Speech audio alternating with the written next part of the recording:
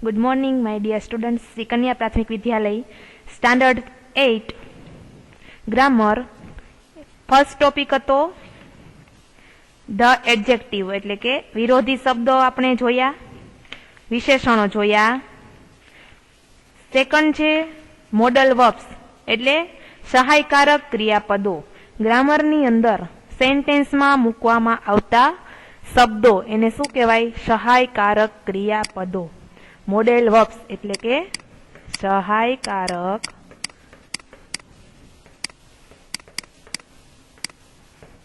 क्रियापदों।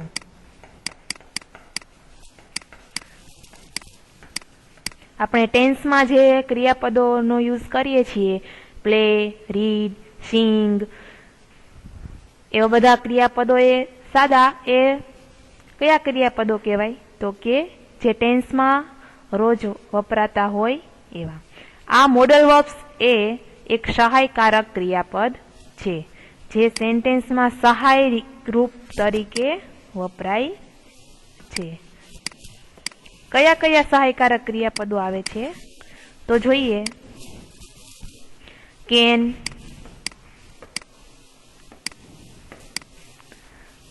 પછી should,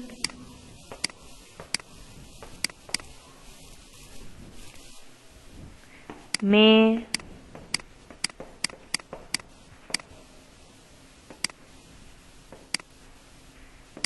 fourth છે might,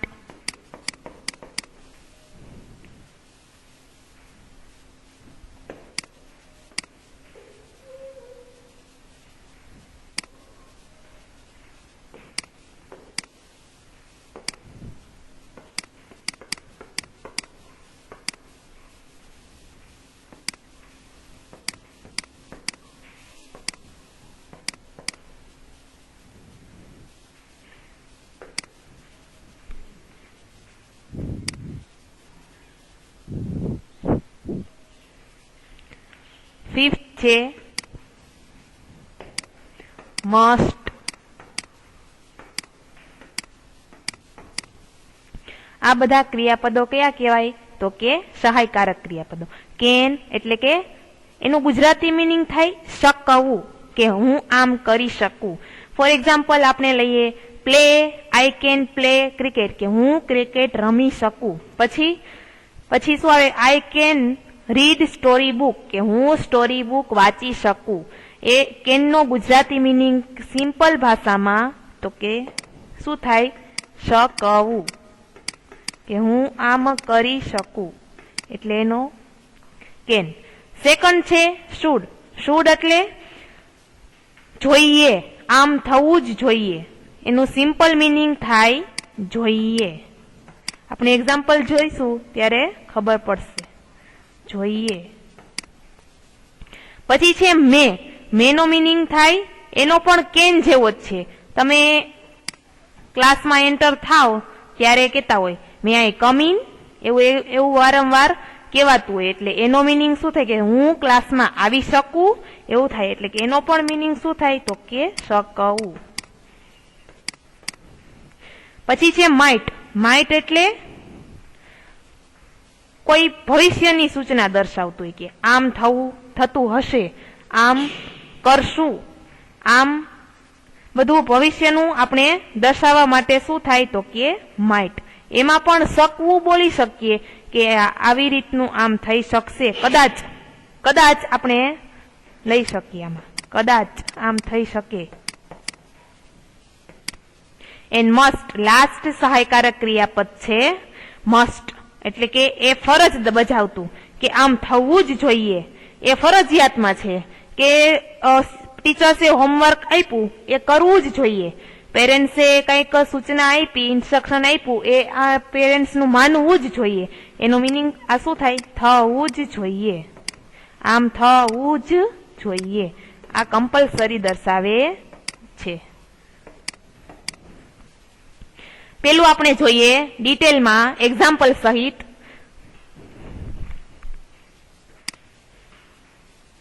પેલું ક્યું છે? તો કે કેન। એનું એક એક્ઝામ્પલ લઈએ। I can speak English. આમાં પેલા આપણે એક્ઝામ્પલ લખીએ. આઈ કેન સ્પીક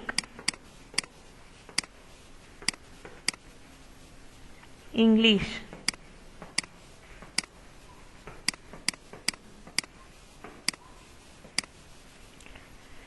કેન નો ગુજરાતી મીનિંગ શું થતો હતો? તો કે શકવું. તો I can speak English. I એટલે હું, કેન એટલે શકું, સ્પીક એટલે બોલવું, અને ઇંગ્લિશ એટલે ઇંગ્લિશ, કે હું અંગ્રેજી બોલી શકું છું. અહીંયા કેન નો મીનિંગ શું થયો તો? શકવું. આઈ કેન સ્પીક ઇંગ્લિશ, કે હું અંગ્રેજી બોલી શકું છું. સેકન્ડ એક્ઝામ્પલ લઈએ.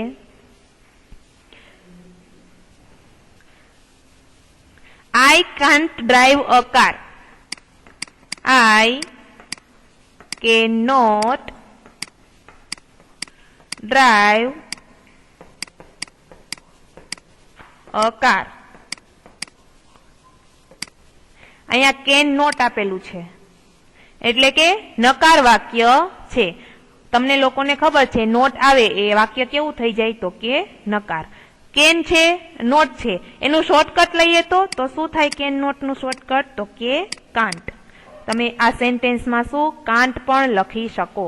તો શું કે છે સેન્ટેન્સ? તો કે I can't drive a car, કે હું કાર એટલે કે 4 વ્હીલ અથવા તો 4 વ્હીલ વાળી બીજી ગાડી હોય, કે હું કાર ચલાવી શકતી નથી. થર્ડ જોઈએ. પ્રશ્નાર્થ વાક્ય રીતે પણ કેન નો ઉપયોગ થાય છે. આ બધા વિધાન વાક્ય. પેલું વાક્ય કયું? પોઝિટિવ સેન્ટેન્સ, પછી નેગેટિવ સેન્ટેન્સ, એન્ડ થર્ડ કરાવું છે ઇન્ટ્રોગેટિવ સેન્ટેન્સ, એટલે કે હકાર વાક્ય, નકાર વાક્ય અને પ્રશ્નાર્થ વાક્ય. જેમ તમે ટેન્સમાં ભણો છો વિડિયો લેક્ચરમાં, એ જ રીતે અહીંયા બધા જ મોડલ વર્બ્સના 3 સેન્ટેન્સ કરી શકાય. પોઝિટિવ, નેગેટિવ અને ઇન્ટ્રોગેટિવ. જોઈએ. Can I come in? પ્રશ્નાર્થ વાક્ય આવે કારણ કે ઇન્ટ્રોગેટિવ સેન્ટેન્સ છે. Can I come in? જેમ સેન્ટેન્સ વાક્ય રચના પ્રમાણે કે પ્રશ્નાર્થ વાક્યમાં કર્તાની પહેલા શું આવી જાય? તો કે જે V1 હોય કે બીજું કઈ સહાયકારક ક્રિયાપદ હોય એ આવી જાય. તો પેલા અહીંયા સહાયકારક ક્રિયાપદ કયું છે? તો કે can. Can I come in? શું હું અંદર આવી શકું? અહીંયા પણ કેન નો મીનિંગ શકું. સેકન્ડ જોઈએ. સેકન્ડ કયું હતું? તો કે શુડ.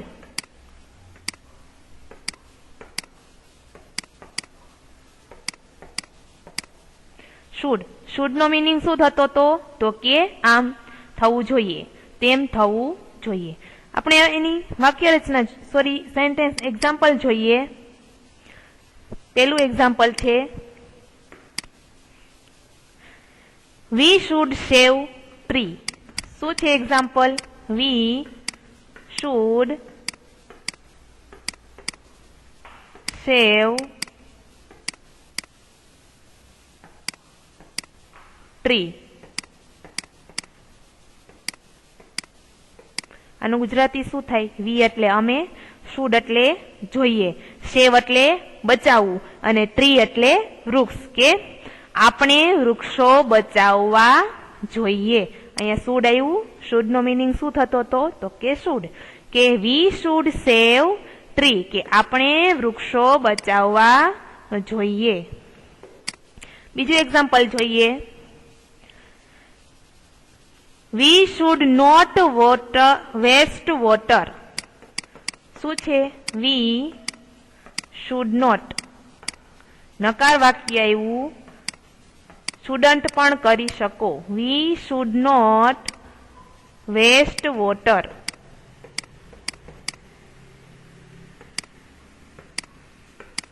આનું ગુજરાતી શું થાય? અહીંયા પણ શુડ છે, એનો મીનિંગ શું લેવાનો? જોઈએ, કારણ કે નકાર છે એટલે ન જોઈએ. તો આપણે પાણી વેડફવું જોઈએ નહીં, અથવા તો ન જોઈએ.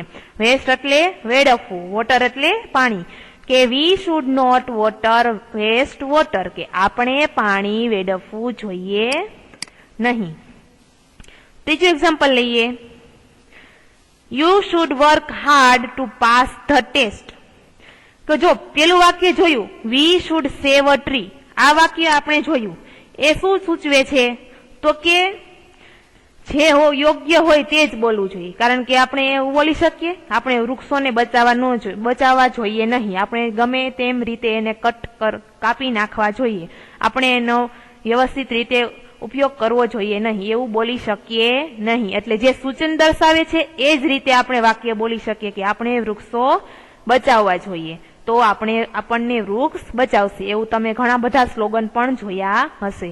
સેકન્ડ એક્ઝામ્પલ જોઈએ. ઈ શું કે છે? We should not waste water. એ પણ એ યોગ્ય રીતે બોલી શકાય. શું આપણે પાણી વેડફવું જોઈએ, જ્યાં ત્યાં ઉપયોગ કરવો જોઈએ, જ્યાં ત્યાં ઢોળી નાખવું જોઈએ, એવું બોલી શકાય નહીં. એટલે એ પણ શું દર્શાવે છે? તો કે યોગ્ય રીતે બોલવું, યોગ્ય રીતે ગોઠવી શકાય એવું જ વાક્ય છે. થર્ડ છે, જે પણ સૂચન છે, સજેશન દર્શાવે છે કે you should work hard to pass the test, કે કસોટીમાં પાસ થવા માટે તારે મહેનત કરવી જોઈએ, મહેનત કર્યા વગર ફળ મળે નહીં, કસોટીમાં એક્ઝામમાં પાસ થવાય નહીં, ફેલ થાય. એ વાક્ય એવું દર્શાવે છે કે you should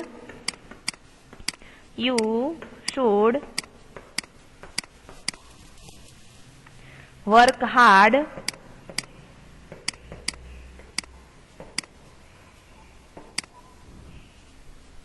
two pass the test.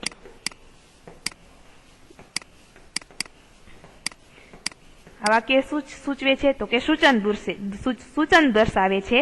તો કે તું મહેનત કરીશ તો જ એક્ઝામમાં પાસ થાઈશ, નકર શું થઈ જાઈશ? ફેલ થાઈશ. અહીંયા શુડ નો ઉપયોગ જોયો. હવે આપણે જોશું મે. થર્ડ કયું છે? તો કે મે. મેનો મિનિંગ કેવો થતો હતો? તો કે કેન જેવું. એના પણ ફરજિયાત દર્શાવે છે કે શકવું અથવા તો પરમિશન લેવી. અહીંયા મેનો મિનિંગ શું થશે? તો કે પરમિશન લેવી. એક્ઝામ્પલ જોશું એટલે ખ્યાલ આવી જશે. મે આઈ કમ ઇન. આવું વાક્ય તમે વારંવાર બોલો જ છો. મે આઈ કમ ઇન બોલો છો ને, કે શું હું અંદર આવી શકું? મે આઈ કમ ઇન. જો અહીંયા પરમિશન દર્શાવે છે, પરમિશન લીધી, કે શિક્ષકને પૂછવું પડે કે શું હું અંદર આવી શકું, અથવા તો ક્યાં ઓફિસમાં ગયા હોય તો ત્યાં પણ બોસને પૂછવું પડે કે મે આઈ કમ ઇન, કે શું હું અંદર આવી શકું. એ મે એટલે પરમિશન દર્શાવવી, એટલે કે પરવાનગી લેવી. સેકન્ડ એક્ઝામ્પલ જોઈએ. હેમંત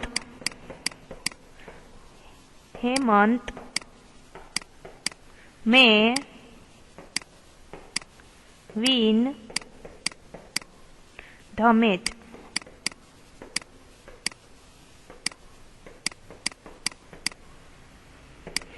કે હેમંત મેચ જીતી શકે છે. અહીંયા મેનો મિનિંગ શું થતો હતો?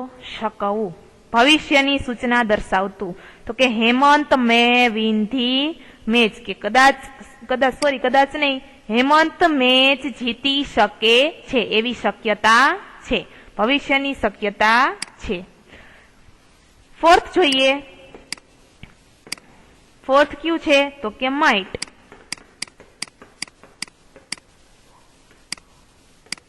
માઇટ નો મિનિંગ શું થતો હતો? તો કે કદાચ આમ થઈ શકશે, કદાચ આવું થશે, કદાચ આમ હશે, એવો મિનિંગ થતો હતો. એનું એક એક્ઝામ્પલ જોઈએ.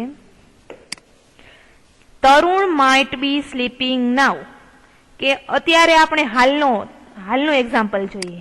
તરુણ માઇટ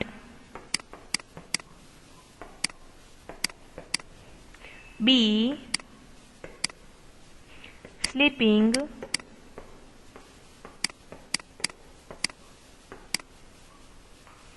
નાઉ. આ વાક્ય કયું છે? તો કે પ્રેઝન્ટનું, કે વર્તમાનની સ્થિતિ શું છે માઇટમાં? તો કે તરુણ માઇટ બી સ્લીપિંગ નાઉ, કે તરુણ કદાચ અત્યારે સૂતો હશે. માઇટ નો નોર્મલ મિનિંગ કયો કીધો હતો? તો કે કદાચ આમ હશે, કદાચ આમ કરશું, કદાચ આમ થયું હશે. કે તરુણ માઇટ બી સ્લીપિંગ નાઉ, કે તરુણ કદાચ સૂતો હશે. માઇટ નો મિનિંગ શું થાય? કદાચ, કે કદાચ આમ કરતો હશે. બીજું એક્ઝામ્પલ લઈએ કે for example boys might be playing cricket, કે કદાચ બાળકો રમતા હશે, ક્રિકેટ રમતા હશે, એવો મિનિંગ લઈ શકીએ. સેકન્ડ એક્ઝામ્પલ લઈએ, ફોર એક્ઝામ્પલ લઈએ ભવિષ્યની શક્યતા માટેનું. The teacher might પનિશ you. જોઈએ, the teacher might પનિશ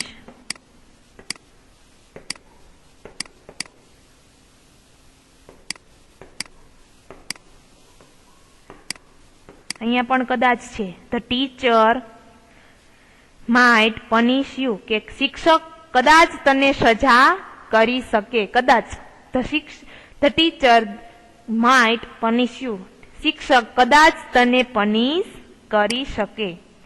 and last જોઈએ મસ્ટ.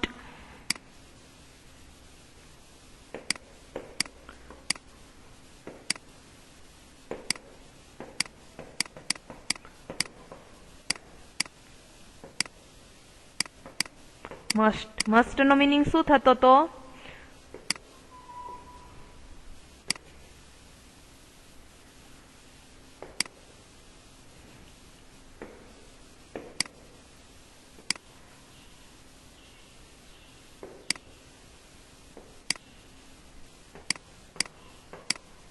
મસ્ટ એટલે આમ થવું જ જોઈએ. આ ફોર એક્ઝામ્પલ લઈએ, પેરેન્ટ્સે કીધું છે, પેરેન્ટ્સનું ફરજિયાત માનવું જ જોઈએ. એ તો કમ્પલસરીમાં આવે, એટલે એનો મિનિંગ શું થાય? તો કે આમ થવું જ જોઈએ. પોલીસ ટ્રાફિક રૂલ્સનો નિયમોનું પાલન કરવું જ જોઈએ, એ પણ એક નિયમ થયો. પછી સ્કૂલમાં ક્યાંક જતા હોય તો સ્કૂલના નિયમોનું પણ પાલન કરવું જ જોઈએ, એ પણ એક રૂલ્સ થયો. એટલે કે એનો મિનિંગ શું થાય? મસ્ટ નો મિનિંગ તો કે આમ થવું જ જોઈએ. જોઈએ એનું example. V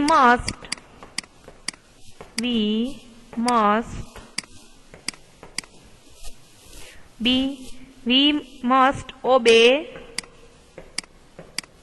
hour parents.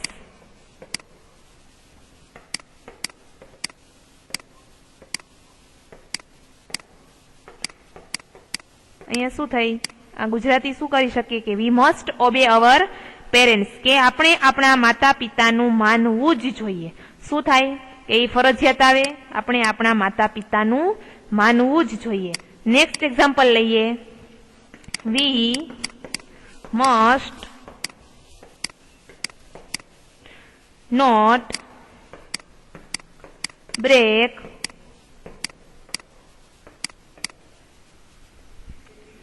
the rules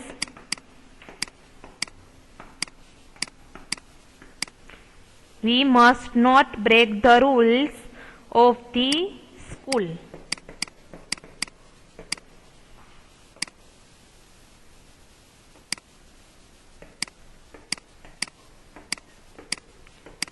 અહીંયા કઈ રીતે આ વાક્યનું ગુજરાતી કરીએ તો કે વી મસ્ટ નોટ નકાર વાક્ય છે, પણ કમ્પલસરી દર્શાવે છે કે we must not break the rules of the school, કે આપણે સ્કૂલના નિયમોને તોડવા જોઈએ જ નહીં. એ તો ફરજિયાતમાં આવે, કે જેવી રીતને કીધું કે ટ્રાફિક રૂલ્સના ફરજિયાત પાડવા જોઈએ, ટ્રાફિક રૂલ્સ પણ તોડી શકો નહીં. એ જ રીતે અહીંયા પણ સ્કૂલના નિયમોનું પાલન કરવું જ જોઈએ, અથવા તો સ્કૂલના નિયમોને તોડવા જોઈએ જ નહીં. અહીંયા મસ્ટ કમ્પ્લીટ થયું. હવે તમારી ગ્રામર બુકની અંદર ધોરણ 8 પેજ નંબર 7 ઉપર જે મોડેલ વર્ક્સ આપેલા છે એના એક્સરસાઇઝ છે પેજ નંબર 8 ઉપર, 9 ઉપર અને 10, 11 અને 12 ઉપર ખાલી જગ્યા છે, અને એના આ બધા મોડેલ વર્બ સહાયકારક ક્રિયાપદોના એક ક્વેશ્ચન આપેલા છે. એ તમારી ગ્રામર બુકની અંદર તમારે કમ્પ્લીટ કરવાના છે. Thank you.